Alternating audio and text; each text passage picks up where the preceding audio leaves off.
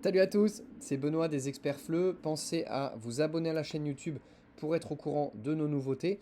Et je vous emmène tout de suite voir les activités du Vocactif Ma Ville. Comme d'habitude dans les Vocactifs, on a 4 tâches et activités. L'objectif, c'est d'utiliser le lexique en contexte. C'est-à-dire pas seulement se frotter à des listes de vocabulaire, mais voir ce qu'on peut faire très concrètement avec ce vocabulaire. Premier écran à partager, les besoins de ma ville. On a un certain nombre de besoins et puis on doit discuter ensemble pour définir quels sont les besoins les moins importants, mais qui sont quand même nécessaires, puisque ceux qui ne sont pas sur la pyramide vont être complètement ignorés, pour aller vers les choses les plus importantes. Voilà. Le Wi-Fi gratuit partout, ça c'est le plus important. Voilà. Comme vous voyez, on peut écrire directement dans les cases, comme d'habitude pour tous les vocactifs. On peut même expliquer, hein, parce que, etc., etc. Vous pouvez utiliser ça pour prendre des notes, en fait. Hein. Ça permet d'afficher directement vos notes, un peu comme si vous écriviez directement au tableau. Voilà. À faire en binôme, ça marche super bien. En groupe, entier, en utilisant le chat, pourquoi pas. Moi, j'insiste beaucoup sur l'utilisation du chat en cours en ligne. Je pense que c'est très important.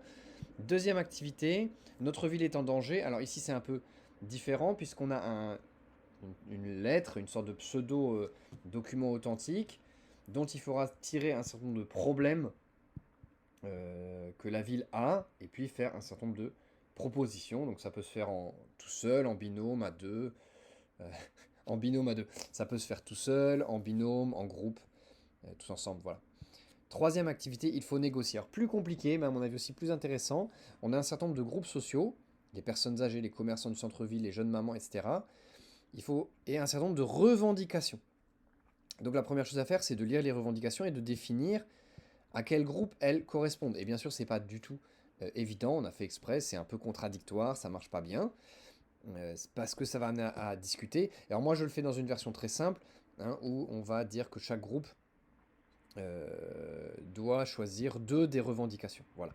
Et ensuite, on peut se mettre en place pour négocier, pour discuter entre les représentants de différents groupes, pour arriver à ce que les revendications que chaque groupe obtienne une de ces revendications, qu'elle soit acceptée par les autres. Voilà.